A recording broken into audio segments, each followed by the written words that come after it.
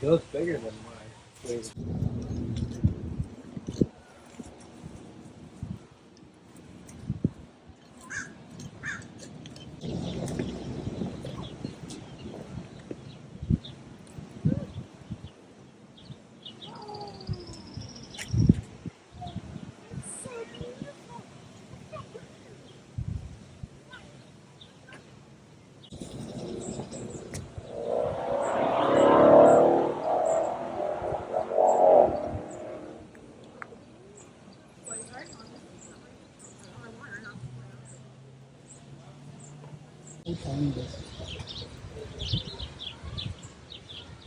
Oh, because the dragons are so big. No. Okay. Nice. Oh, it's nice. Red team versus blue team. What do I do to think of? Look at it going, taking that mist and then going. That would be so warm. I would love that.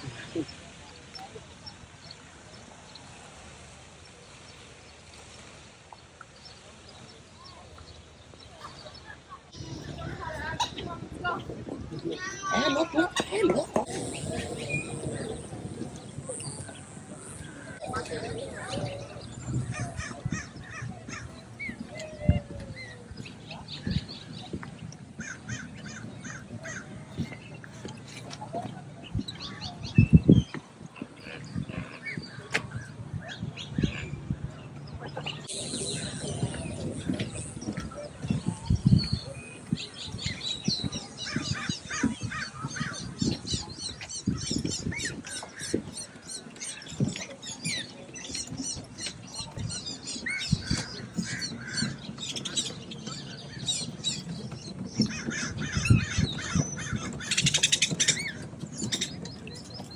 What's he looking for? Found it?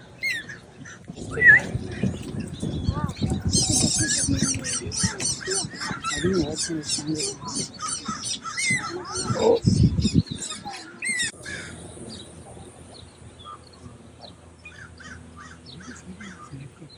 It doesn't tell. You can fill those no lambas.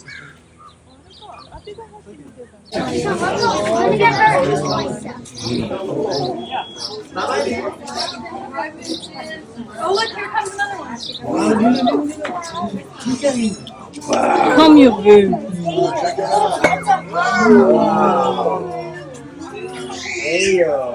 That is nice. Please don't touch the glass. Okay. Don't touch the glass.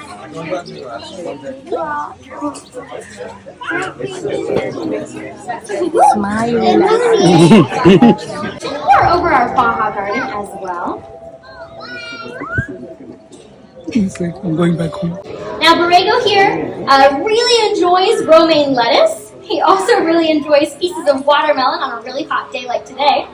And desert tortoises can even go a whole year without. Either the left or the right hand side, grab the top of that door and just give a little wiggle through the wiggle path. Make sure those doors are fully closed. Also keep in mind they're latched to the tray and we cannot stop and pick up for you during the tour. Let me know back at the station where you lost it and I can try to have someone go get it for you later in the day. So hang on tight to all those things. With that being said, let's get started with some things here on our left. Palm trees.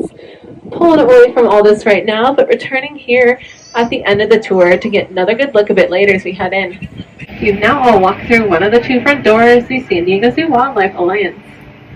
Other front doors, of course, the San Diego's close cousin, the northern white rhino, as northern white rhinos are on the brink of extinction with 2 of them left remaining in the world.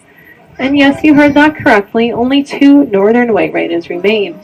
Mother and daughter pair that live on a protected reserve in Kenya, under constant guard and watch. However, though, they are also too old to reproduce, so as a species, northern white rhinos are considered to be what's called functional. A few years back now, Edward and Future are their names if you've heard of them before.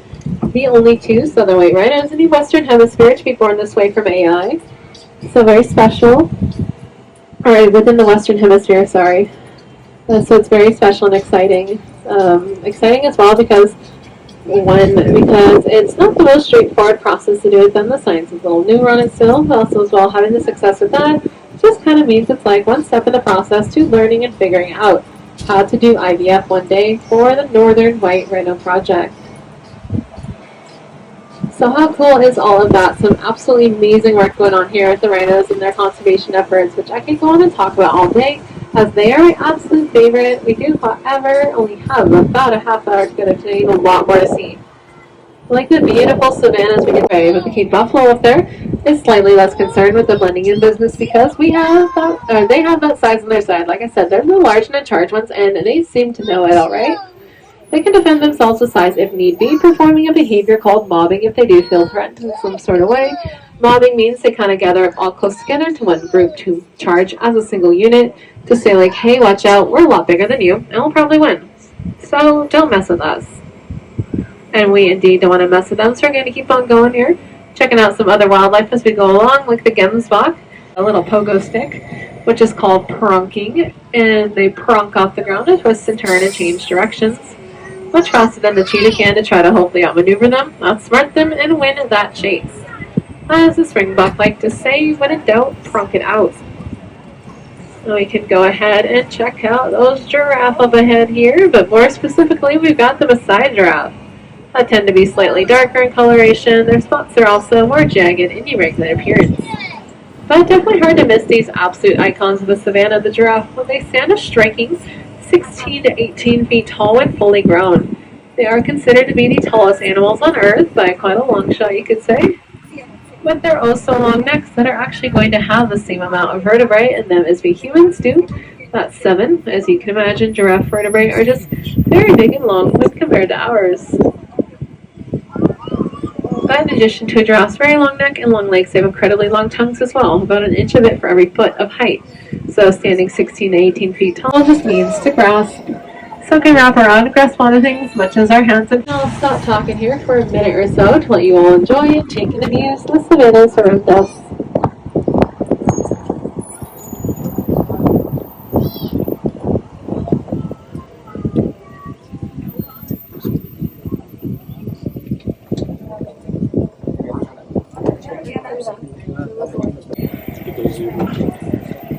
And as we have traveled throughout our journey here today on the tramp, start to finish in total covering roughly 2.5 miles that encompass 250 acres or so of open African savanna habitat.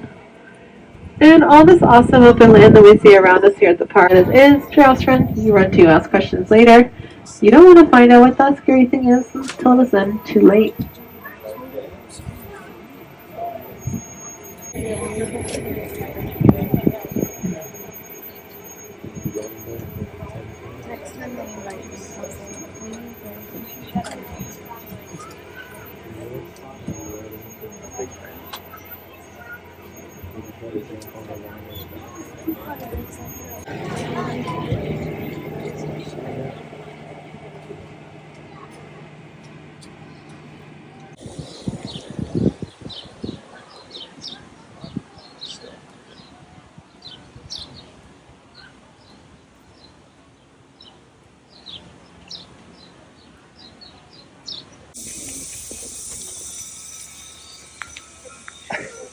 You're having a good time, huh?